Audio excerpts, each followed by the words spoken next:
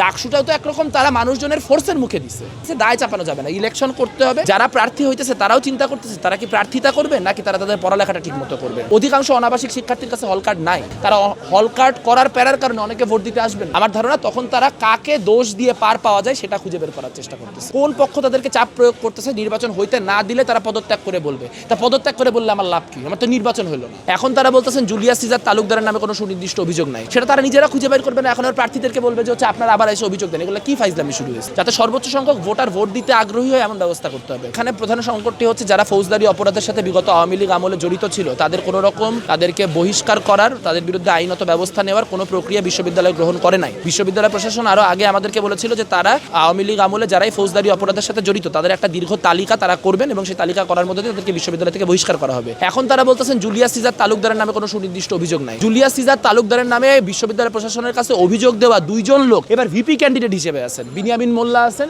এবং আমাদের তাসনিম আফরোজ ইমিয়াপা আছেন। এরা দুইজনই, মোল্লা ভাই এবং ইমিয়াপা দুইজনই হচ্ছে ওই সময় আক্রান্ত হয়েছেন জুলিয়াস সিজার তালুকদারের হাতে। তাহলে এটা অপমানজনক না যে ভিপি পদে তারাও দাঁড়াবেন আবার আপনার জুলিয়াস সিজার তালুকদারও দাঁড়াবে। এখন তারা বলছেন যে এটার কোনো অভিযোগ নাই, কিন্তু অভিযোগ যে প্রশাসনের কাছে ছিল সেই অভিযোগ হারাই গেল কেমন? 2019-এ তো অভিযোগ দেওয়া হয়েছিল, তাহলে সেটা খুঁজে বের করুক। সেটা তারা নিজেরা খুঁজে বের করবে না। এখন আর প্রার্থীদেরকে বলবে যে হচ্ছে আপনারা আবার এসে অভিযোগ দেন। এগুলো কি ফাইজলামি শুরু হয়েছে? আর আমরা বারবার করে বলতেছি যে ভোটার সাপ্রেশন হয় এমন কোনো কাজ করা যাবে, যাতে সর্বোচ্চ সংখ্যক ভোটার ভোট দিতে আগ্রহী হয় এমন ব্যবস্থা করতে হবে।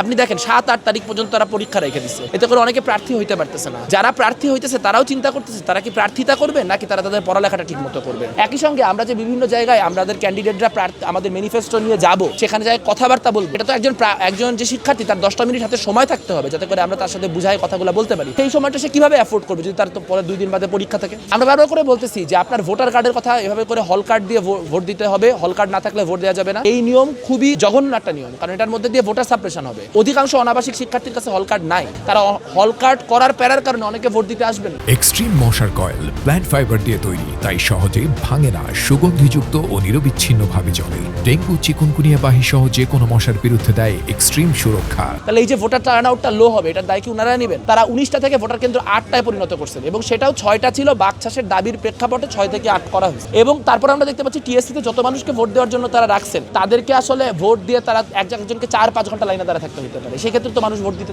আসবে না, বা ভোট দিতে এসে লাইনে দাঁড়ায় চলে যাবে। ঢাকা বিশ্ববিদ্যালয়ের ক্লাবে সম্ভবত তারা হচ্ছে ফেলছেন, ভোটার কেন্দ্র ফেলছেন, যেটা ওই মানে নিউ মার্কেটের ওই পাশের হলগুলা থেকে আসতে হবে। তো আশেপাশে অনেকগুলো একাডেমিক ভবন ছিল, চাইলে সেসব জায়গায় করা যেত। আবাসিক হলগুলি থেকে যত ডিস্টেন্সে ভোটার কেন্দ্রগুলো করা হয়েছে, এটাও তো ভোট দেওয়া না দেওয়ার ক্ষেত্রে একটা ইনসেন্টিভ হিসেবে কাজ করবে। অনেকে ভোট দিতে আসতে যাবেন, আমরা তো তাদের দিক থেকে কোনো সুস্থতা দেখতে পাইতেছি না, আমরা তো তাদের দিক থেকে কোনো দায়িত্বশীলতা দেখতে পাইতেছি না। এখন যখন পুরো জিনিসটা একটা খুবই জটিল পরিস্থিতি তৈরি হয়েছে, আমার ধারণা তখন তারা কাকে দোষ দিয়ে পার পাওয়া যায় সেটা খুঁজে বের করার চেষ্টা করতেছে। আর আজকে তারা একটা কথা বলছে যে কোন পক্ষ তাদেরকে চাপ প্রয়োগ করতেছে, নির্বাচন হইতে না দিলে তারা পদত্যাগ করে বলবে। তা পদত্যাগ করে বললে আমার লাভ কি? আমার তো নির্বাচন হলো না। উনি যদি পদত্যাগ করে বলে তাহলে লাভ কি? আমরা তো ওনাদের পদত্যাগ করতে বলছি 3 মাস আগে, 4 মাস আগে, তখন তো ওনারা পদত্যাগ করেন, আমরা তো ওনাদের পদত্যাগের দাবিতে আন্দোলন করছি, তো তখনই পদত্যাগ করেন। তাহলে আমরা ঠিক ছিলাম যে প্রশাসনের ন্যূনতম ক্ষমতা নেই, কোনো একটা ক্যাপাসিটি নেই কোনো কিছু করার। ডাকসুটাও তো একরকম তারা মানুষজনের ফোর্সের মুখে দিচ্ছে। এই ক্যাম্পাসে আমারও অনশন হয়েছে, এইটা হয়েছে, সেটা হয়েছে, তারপর একরকম তারা বাধ্য হয়ে ডাকসু তফসিল ঘোষণা করছে। তাহলে আজকে যে তারা বলতেছে, তারা এমন একটা ভাব করতেছে যেন ডাকসু সবকিছু তারা ঠিকঠাকভাবে করতে চায়, বাহ্যিক শক্তিগুলোর প্রভাবে তারা করতে পারতেছে না। আমার বুঝান তো কোন বাহ্যিক শক্তি তাকে 7 তারিখ 8 তারিখ পর্যন্ত পরীক্ষা রাখতে বলছে?